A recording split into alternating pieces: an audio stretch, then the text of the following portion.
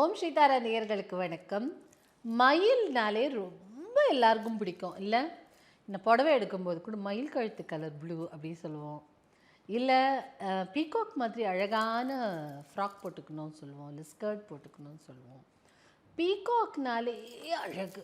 அந்த அழகுக்கு நிகரான பறவை இனமும் இல்லை, விலங்குலேயே எந்த இனமும் இல்லைன்னு சொல்லலாம். ஏன்னா அத்தனை கலர். கிருஷ்ண பரமாத்மாவே தன் சிரசின் மீது அந்த மயில் இறகு வச்சிருந்தாங்களாம்.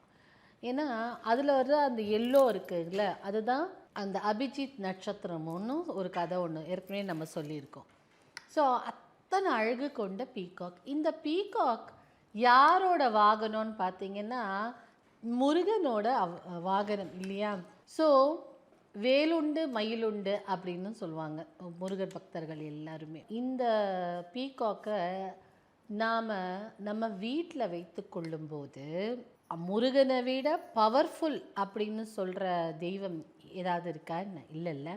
ஏன் அப்படின்னா சிவனுடைய பவரும் ஒரு மாஸ்குலன் எனர்ஜியும் ஃபெமினன் எனர்ஜியான சக்தியின் பவரும் சேர்ந்தது தான் முருகன். ஸோ இந்த பீகாக் நம்ம வீட்டில் வைத்து கொள்ளும்போது நெகட்டிவ் எனர்ஜி, ஏன்னா ஒரு எதிரியை தும்சம் செய்வது தான் நம்ம கந்தன் இல்லையா?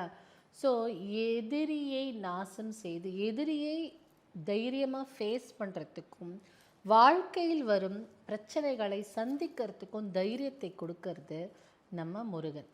அதே மாதிரி சோதித்தாலும் நல்லதை செய்வர் தன் பக்தர்களுக்கு அப்படின்னு நம்பப்படுது. ஸோ அந்த கந்தனின் வாகனமான பீகாக் சும்மா நம்ம வீட்டில் ஒரு டெக்கரேட்டிவ் ஐட்டமாக வச்சுருந்தாலே வீட்டில் நெகட்டிவ் எனர்ஜிஸ்லாம் வராதான்.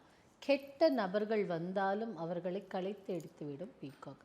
அது மட்டுமல்ல, இந்த மாதிரி மயில் இறகு இருக்கு இல்லையா, அவ்வளோ அழகு இந்த மயில் இறகு. இந்த மயில் இறகை சவுத் ஈஸ்ட் கார்னரில், நம்ம சவுத் ஈஸ்ட்னா தென்கிழக்கில் இந்த பீகாக் ஃபெதர்ஸ், இந்த மயில் இறகை வச்சுட்டோன்னா நமக்கு நெகட்டிவிட்டியும் அழிஞ்சு விடும். வீட்டுக்குள்ளே நெகட்டிவிட்டி வராது. நெகட்டிவ் பீப்புள் சொல்லக்கூடிய எதிர்மறை எண்ணம் கொண்ட பீப்புளும் நம்ம வீட்டுக்குள்ளே வரமாட்டாங்க. இது பாதுகாக்கும். ஸோ நீங்கள் பூஜை அறையில் கூட இந்த மாதிரி மயில் இறகு பூஜை வச்சுருக்க ஷெல்ஃப் மேலே அழகாக டெக்கரேஷனை வச்சுக்கலாம்.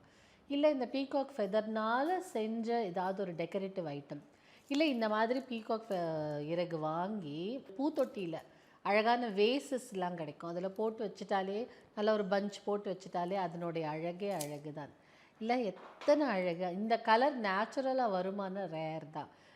அத்தனை அழகான ஒரு பீகாக் ஃபெதர் நம்ம வீட்டில் சவுத் ஈஸ்ட் கார்னரில் வைக்கணும்.